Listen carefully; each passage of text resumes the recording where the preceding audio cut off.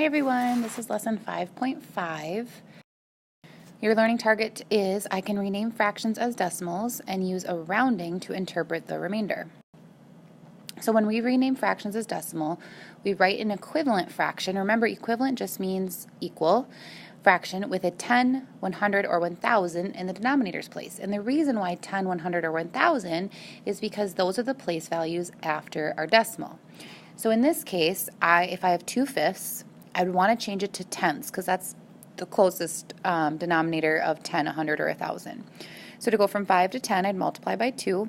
And the multiplication rule tells me whatever I do to the bottom, I have to do to the top. And 2 times 2 is 4. So if you say this out loud, I have 4 tenths. So my decimal would be 4 tenths or 0.4. Let's do a couple more. To go from 4 up to 100. Anytime you have 4 and 100, I want you to think of quarters. How many quarters does it take to get to 100? 4. So it would be times 25. And if I have 3 quarters, I would have 75 cents. So if you say this fraction out loud, 75 hundredths, that is my decimal, 75 hundredths.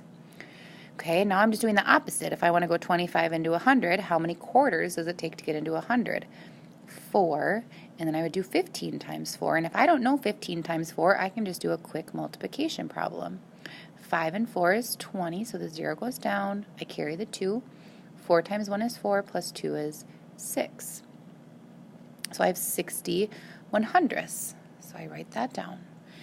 It's as simple as what I'm making it look. So to try these two questions, 3/20ths, turn it into the equivalent fraction, and then turn it into the decimal.